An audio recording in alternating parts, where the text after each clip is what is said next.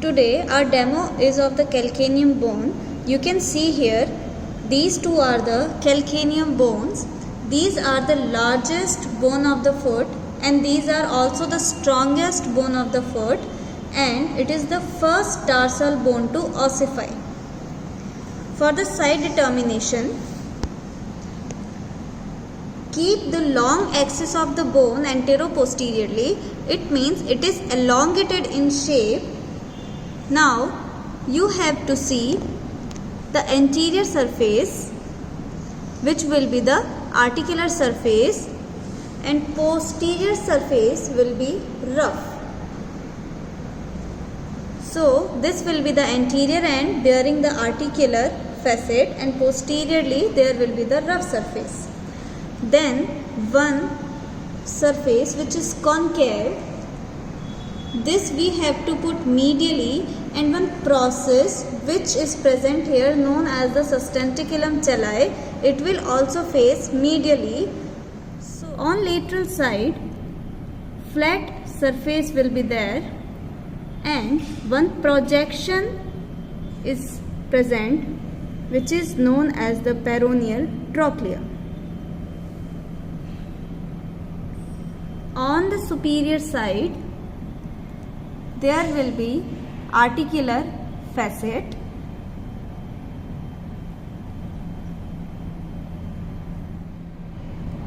inferiorly rough surface is there and it presents tubercles, one anterior tubercle and one posterior large calcaneal tuberosity. So this surface will face inferiorly.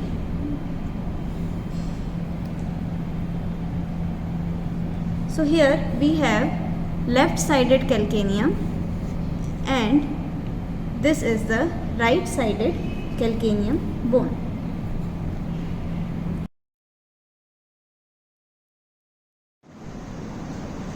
The calcaneum has 6 surfaces, one narrow anterior surface, one superior surface, one posterior surface, one medial surface, the lateral surface, and inferior surface.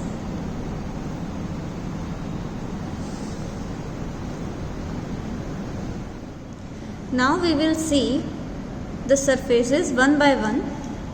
The anterior surface, it is fully covered by a large articular facet. It is for the cuboid bone.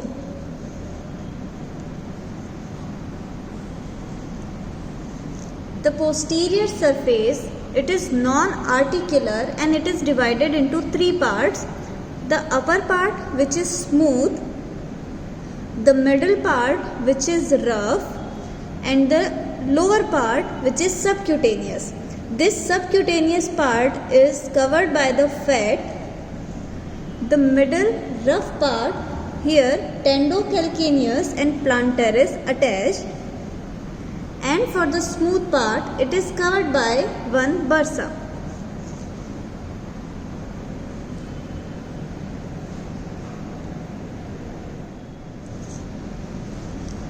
Here this is the lateral surface.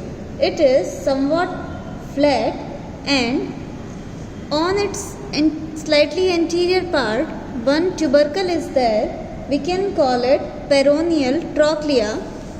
Just above the peroneal trochlea one groove is there.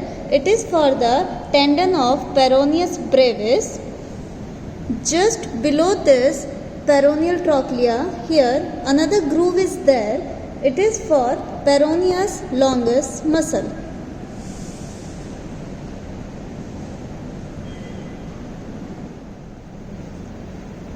Now we will see the medial surface.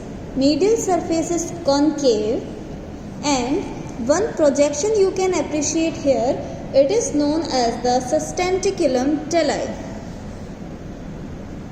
The superior surface of the sustentaculum talli bears a facet for the talus bone.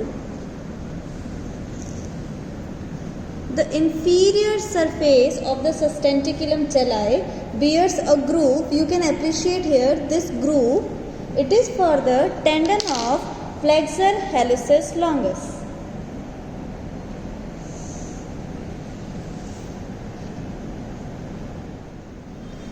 This is the superior surface of the calcaneum. The whole of the superior surface is divided into three parts. The posterior 1/3 part, which is non-articular, it is rough and covered by the fat. The middle 1/3 part, this part, it is articular and it bears a large oval facet. The anterior 1/3 part is partly articular and partly non-articular. Here you can see this is the articular part and this is the non-articular part. Here we can see this is the superior surface of the calcaneum, and this diagram is also showing the superior surface. We can see here these are the facets for talus, and this is the sulcus calcaneum. This is the posterior surface, and on the lateral side this is peroneal trochleum. So here you can see this area. Here extensor digitorum brevis muscle is attached, and on the medial side here you can see one tendon. This is the flexor hallucis longus tendon. Now we will see the inferior surface of the calcaneum. On the inferior surface, it has a small tubercle on its anterior end known as the anterior tubercle. On the posterior side, an elevation is there known as the calcaneal tuberosity. The calcaneal tuberosity is further divided into one large medial area and small lateral area. These are also known as the medial process and the lateral process.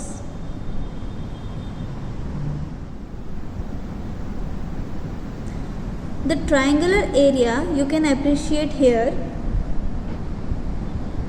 This area gives attachment to the long plantar ligament, while this anterior tubercle gives attachment to the short plantar ligament. The plantar aponeurosis and the flexor digitorum brevis are attached to the distal margin of the medial process. Here, this is the distal margin of the medial process. This is the inferior surface of the calcaneum. Here I have drawn the inferior surface of the right-sided calcaneum.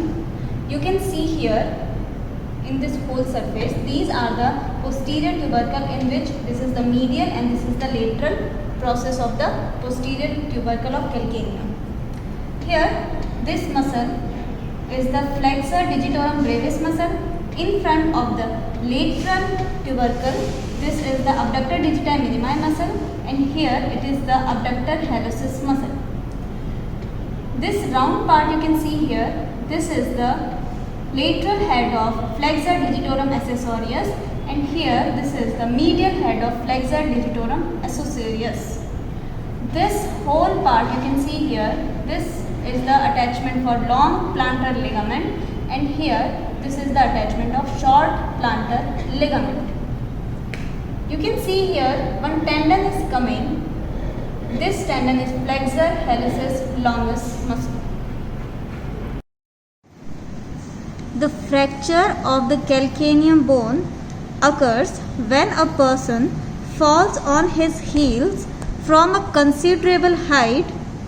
The calcaneum breaks into a number of pieces and fracture lines usually run vertically.